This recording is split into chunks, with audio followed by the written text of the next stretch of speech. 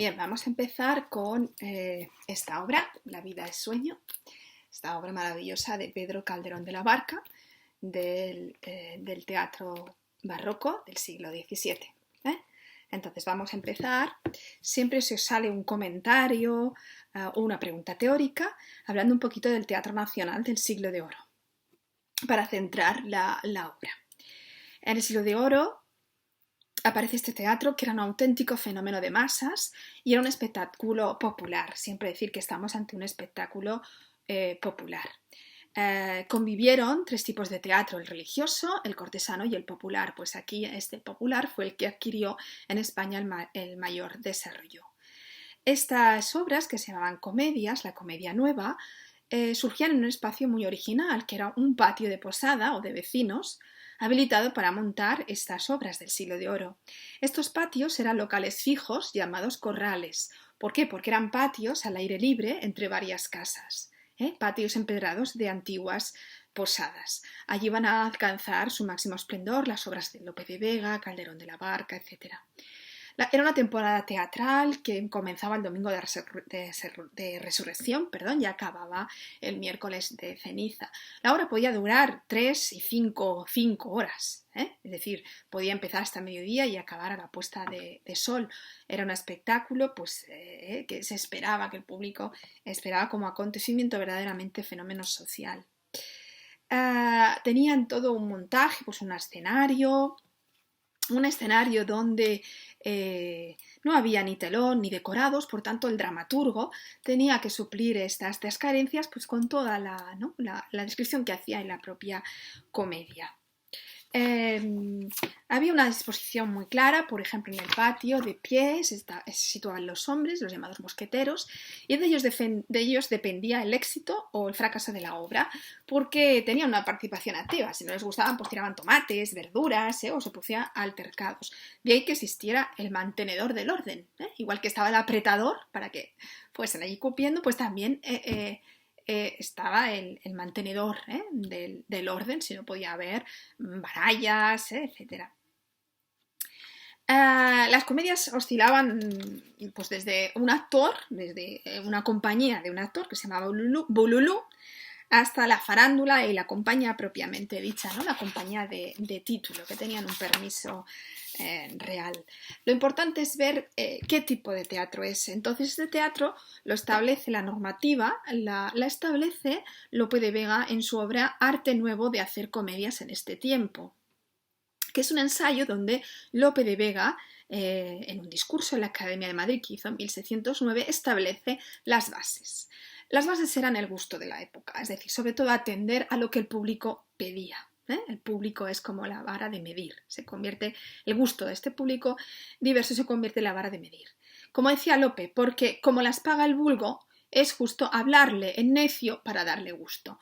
Hablarle en necio quiere decir pues, que el público lo entendiera y disfrutase, porque el teatro tiene que ser, según Lope, como la vida, representación de la vida, con sus risas y sus lágrimas.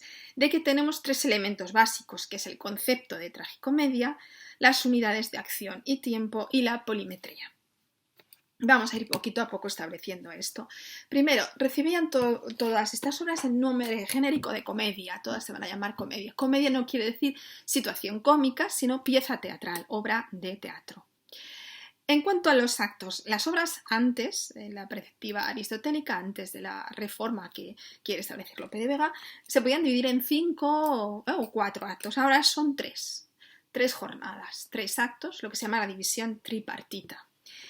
¿Para qué? Para mantener la intriga, que es lo importante, para ese público tan inquieto que estaba allí, que estuviese siempre atento al desarrollo de la comedia. Solía empezar abruptamente, ab initio.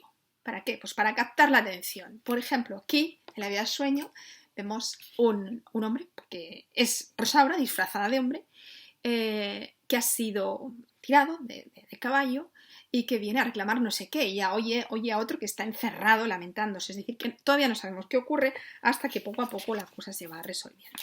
En el segundo acto o jornada tenemos el nudo, el conflicto central, va incrementándose la tensión dramática, que no se puede desarrollar hasta el tercer acto, que corresponde al desenlace. que es lo más esperado por el público. Se trata de retener esa atención del público hasta el final.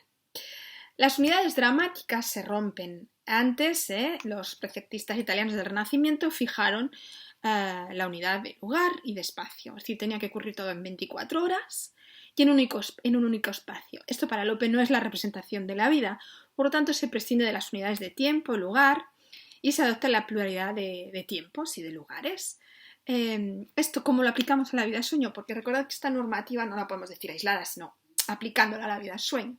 Pues tenemos la corte de Polonia, tenemos que no pasa todo en 24 horas, pasa en un tiempo determinado y hay diferentes escenarios.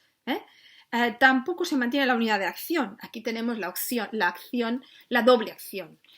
La historia de Rosaura, que se nos va a ir desvelando poco a poco, y la historia de Segismundo. Tanto, una doble acción. En cuanto a lo trágico y lo cómico, se suprimen las fronteras entre lo trágico y lo cómico. Para Lope, todo la vida es risas y lágrimas. Lo cómico representaría a los plebeyos, los criados, el gracioso. Recordad aquí que es Clarín. Aquí una diferencia con respecto al gracioso es que el gracioso va a morir. Y que lo trágico son los personajes nobles. Los amores trágicos, personajes nobles. Otro elemento es que el teatro tenía que ser escrito en verso, es decir, la polimetría. La polimetría es la variedad de estrofas y formas métricas. Aquí redondillas, octavas reales, tercetos, décimas, romances.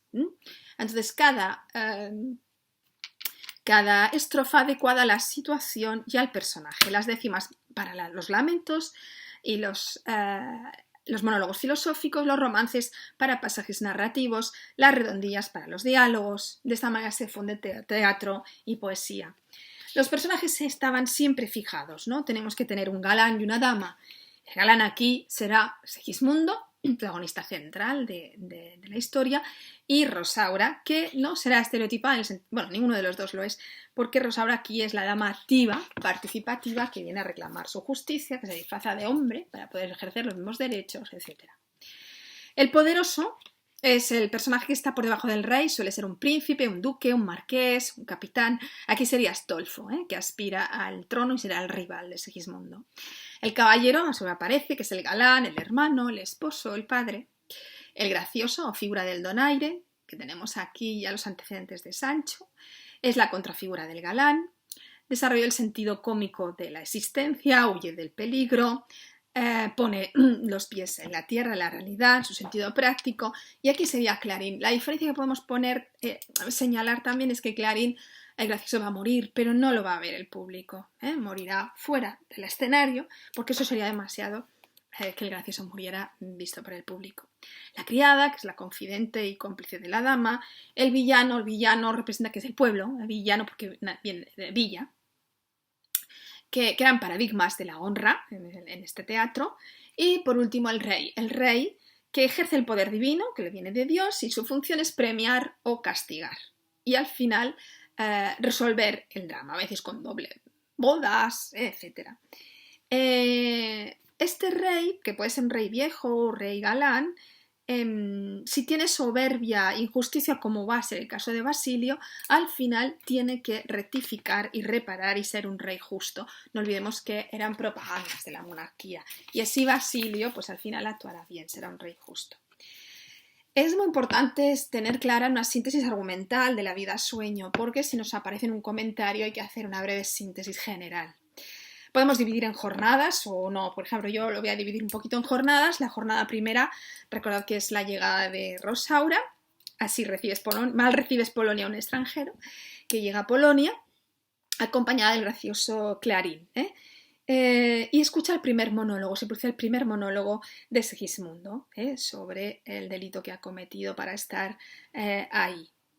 El rey, que ya ha explicado toda la situación de por qué ha encerrado a su hijo, arrepentido de su proceder, decide probar al príncipe y para ello lo va a trasladar a la corte suministrándole un narcótico.